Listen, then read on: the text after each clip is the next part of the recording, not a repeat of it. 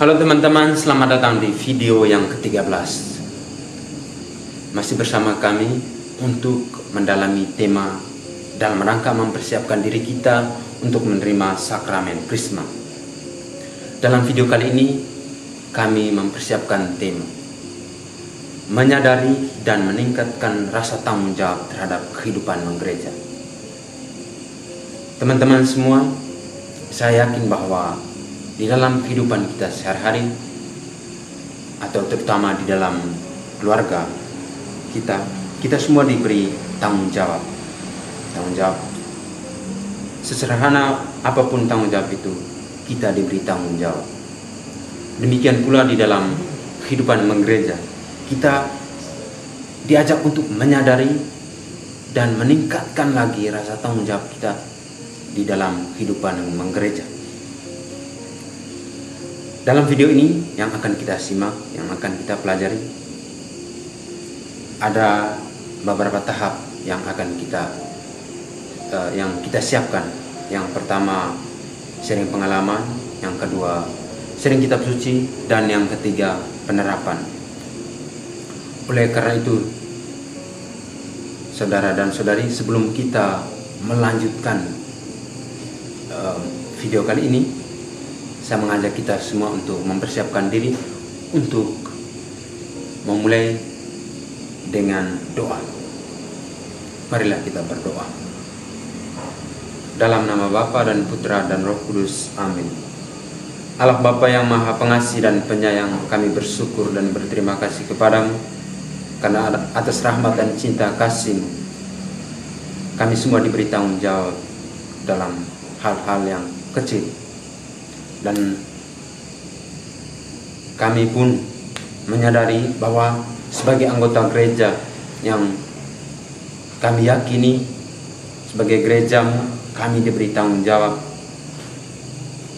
Semoga dengan darah Roh Kudus-Mu kali ini kami dapat memahami, kami dapat menyimak video ini dengan sebaik mungkin, dan semoga juga kami dapat sampai pada penerapan dalam kehidupan kami sehari-hari. Demikianlah doa ini kami panjatkan kepadamu dengan pengantaran Kristus Tuhan kami. Amin. Dalam nama Bapa dan Putra dan Roh Kudus. Amin.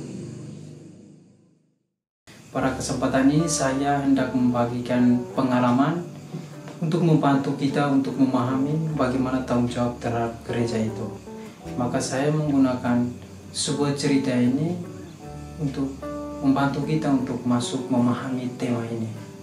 Oleh karena itu, saudara dan saudari yang terkasih, saya mencoba untuk membagikan pengalaman ini. Dalam sebuah perusahaan batu bata terjadi kesalahan dalam suatu unit itu di bagian bahan bakar. Kesalahannya itu seperti ini. Penyediaan batu bata mentah sudah siap untuk dibakar. Kendalanya di bahan bakar, yakni kayunya mogok seperti itu. Jadi yang terjadi adalah sebenarnya mereka sudah berkomitmen untuk membakar batu bata pada waktunya, harus telat, harus terlambat, dan itu mempengaruhi beberapa aspek, beberapa orang, dan juga merugikan orang lain. Yang menjadi poin di sini adalah apa yang menjadi komitmen bersama atau dalam sebuah komunitas.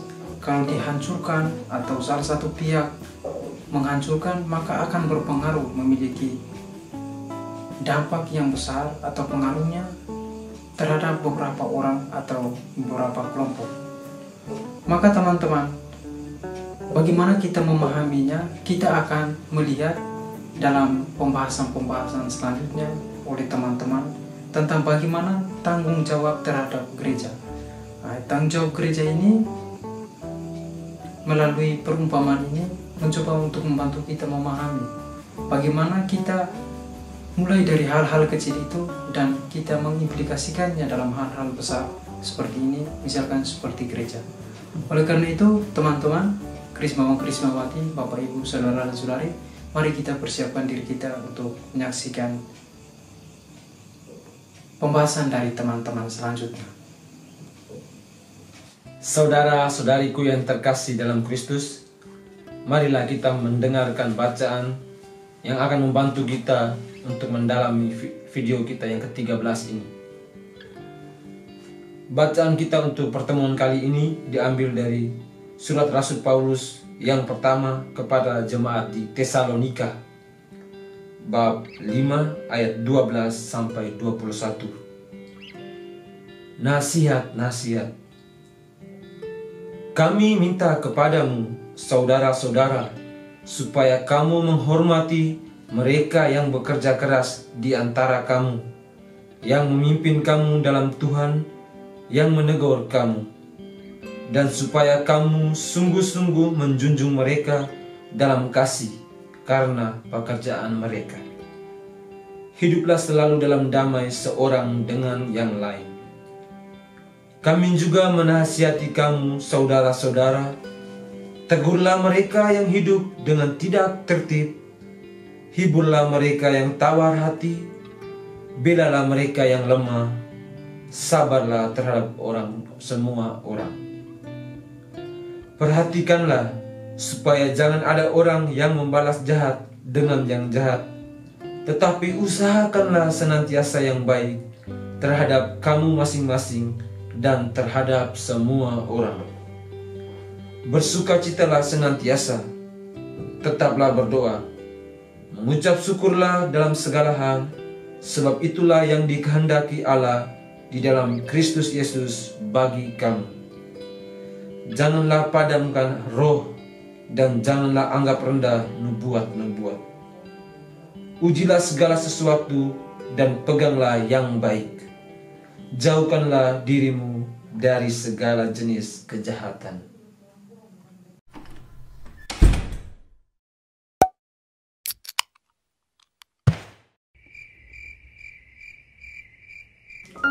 Saudara-saudaraku yang terkasih, tadi di awal dalam teman-teman dan dari awal tadi sudah mengatakan bahwa pertemuan kita yang ke-13 ini bertemakan tanggung jawab terhadap gereja. Pada pertemuan yang sebelumnya kita telah mendalami tema mengenai menjadi saksi-saksi Kristus. Nah, apa yang dimaksud dari tanggung jawab terhadap gereja ini? Tujuan yang mau kita capai dalam pertemuan ini adalah menyadari dan membangkitkan rasa tanggung jawab terhadap kehidupan gereja dalam keluarga, paroki, dan paroki. Nah, saudara-saudariku yang terkasih, adik-adik, sobat kenalan semua, bacaan yang kita dengarkan tadi dari surat Rasul Paulus kepada jemaat di Tesalonika sangat membantu kita untuk bagaimana bertanggung jawab sebagai seorang warga gereja. Di situ jelas bahwa Paulus menasihati agar kita sebagai warga gereja, sebagai putra-putra Kristus, untuk saling menegur, saling menasihati, agar kita dapat hidup dalam jalan yang telah Tuhan tetapkan kepada diri kita. Ya, ketika kita dibaptis, ketika kita menerima komuni pertama, ya, ketika intinya pertama kita dibaptis, kita telah masuk, diadopsi, diangkat menjadi warga gereja, menjadi saudara Kristus. Artinya apa? Ketika kita menjadi saudara Kristus, berarti kita semua adalah satu. Kristus sebagai pokok anggur dan kita adalah ranting-rantingnya. Maka bacaan dari surat pertama Rasul Paulus kepada jemaat di Tesalonika yang kita dengarkan tadi membantu kita untuk bagaimana kita dapat bertanggung jawab terhadap gereja, terhadap semua warga gereja. Kita sebagai warga gereja mempunyai tanggung jawab yang sangat besar. Tidak semata bahwa saya Katolik begitu saja. Tidak sampai di situ, saudara-saudariku yang terkasih. Kita harus berani menunjukkan ke semua orang apa yang menjadi ciri khas kita sebagai seorang Katolik. Nah, ini yang menarik. Sebagai seorang Katolik, hal yang paling utama yang diajarkan oleh guru kita adalah kasih. Nah, kasih ini membantu kita untuk menerapkan semua hal yang telah kita dengar dalam nasihat-nasihat Santo Paulus kepada jemaat di Tesalonika yang tadi saya bacakan. Mungkin pertanyaan yang mau saya ajarkan kepada teman-teman adalah teman-teman bisa memilih semua nasihat yang dinasihati oleh Rasul Paulus kepada jemaat di Tesalonika ini untuk membantu teman-teman mendalami untuk berefleksi sebelum menerima sakramen Krismana ini. Dan pesan yang terakhir dari Rasul Paulus ini bagi saya sangat penting. Di ayat 22 ia mengatakan bahwa jauhkanlah dirimu dari segala jenis kejahatan. Saudara-saudariku yang terkasih, sebagai manusia lemah tentunya kejahatan itu selalu ada keinginan untuk berbuat jahat. Tetapi kita mempunyai Kristus yang dapat membantu kita untuk menjauhi hal-hal itu. Maka sebagai warga gereja, marilah dari diri sendiri kita harus bisa mengatakan bahwa kita bisa tetap berjalan dalam jalan Kristus. Setelah bisa mengatasi diri kita, bantulah saudara-saudari kita yang sangat membutuhkan. Entah dia tidak bisa mengontrol dirinya karena masalah-masalah yang melatar belakangi dirinya. Marilah kita sebagai warga gereja saling membantu agar kita tetap berada dalam jalan Kristus sebagaimana yang Kristus inginkan ada pada diri kita semua. Ya, semoga nasihat-nasihat dari Santo Paulus dan sedikit refleksi dari saya dapat membantu teman-teman semua. Selebihnya teman-teman bisa mengambil refleksi sendiri dari bacaan yang kita dengarkan hari ini. Tuhan memberkati. Amin. Halo Bapak Ibu calon Krismawan Krismawati. Sekarang kita memasuki pertemuan yang ke-13. Nah, di pertemuan ke-13 itu kita berbicara tentang tanggung jawab terhadap gereja. Seperti yang telah kita dengarkan di dalam pendalaman kitab suci yang diambil dari surat Rasul Paulus yang pertama kepada jemaat di Tesalonika. Berhubungan dengan tanggung jawab, kita semua sebagai manusia memiliki tanggung jawab. Baik itu saya sebagai seorang frater ataupun seorang mahasiswa dan sebagainya. Setiap orang memiliki tanggung jawab. Nah, seperti yang telah kita dengarkan di dalam pendalaman kitab suci tadi, contoh konkret yaitu Santo Paulus, yaitu dia berusaha menegur para jemaat yang melakukan kesalahan ataupun melakukan hal-hal yang kurang baik seperti itu. Itu adalah salah satu contoh konkret dari tanggung jawab Paulus kepada jemaat di Tesalonika. Nah, pendalaman di dalam pertemuan ke-13 ini mengajak kita semua sebagai warga gereja itu untuk berpartisipasi menjalankan roda gereja untuk mengembangkan dan memajukannya. Nah, bagaimana caranya? Caranya kita ikut berperan aktif, bertanggung jawab. Contohnya yaitu ketika kita mengikuti misdinar, itu kita melaksanakannya dengan penuh tanggung jawab. Ataupun ketika kita disuruh untuk bertanggung jawab dalam acara-acara besar seperti Natal ataupun Paskah, itu kita bertanggung jawab untuk menjalankan pelayanan itu sebaik-baiknya. Dan atau yang paling singkat adalah misa online. Nah, ketika misa online itu kita menjalankan agar segala tugas yang kita laksanakan itu berjalan dengan lancar. Jadi semuanya itu memiliki tanggung jawabnya masing-masing. Nah, untuk mengamalkan tugas itu kita sudah dibekali karunia oleh Tuhan. Seperti kata kitab suci, kepada kita masing-masing telah dianugerahkan kasih karunia menurut ukuran pemberian Kristus untuk memperlengkapi orang-orang beriman. Tidak mungkin kita berdalih, saya tidak bisa apa-apa. Ingat, kita semua itu dibekali oleh karunia. Sehingga ketika kita ada di dunia ini, kita semua memiliki bakat dan kita semua memiliki tanggung jawab pribadi masing-masing. Jadi, kita masing-masing sudah dibekali Tuhan untuk ikut bertanggung jawab terhadap kehidupan gereja. Nah, ajakan untuk kita adalah ketika kita memiliki tanggung jawab terhadap gereja, marilah kita melaksanakan tanggung jawab itu dengan senang hati dan juga melaksanakannya sebaik-baiknya. Itu pendalaman untuk pertemuan ke-13 ini. Semoga dengan tema ini dan untuk kita semua calon Krismawan Krismawati, kita semakin bertanggung jawab nantinya ketika kita menerima sakramen Krisma nanti. Itu saja dari saya, sekian dan terima kasih. 1, 2, 3. Hai teman-teman, usailah sudah video kita kali ini. Materi kita tentang menyadari dan meningkatkan rasa tanggung jawab di dalam kehidupan menggereja. Semoga dengan sharing pengalaman, sharing kitab suci, juga penerapan kita semua diteguhkan dan sampai pada praktek.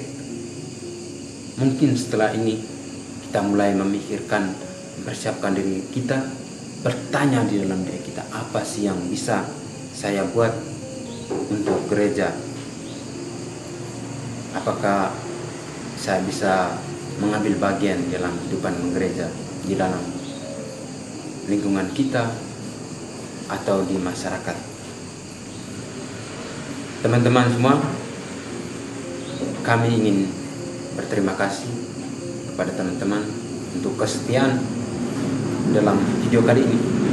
Kita sudah sampai pada penutup. Oleh karena itu,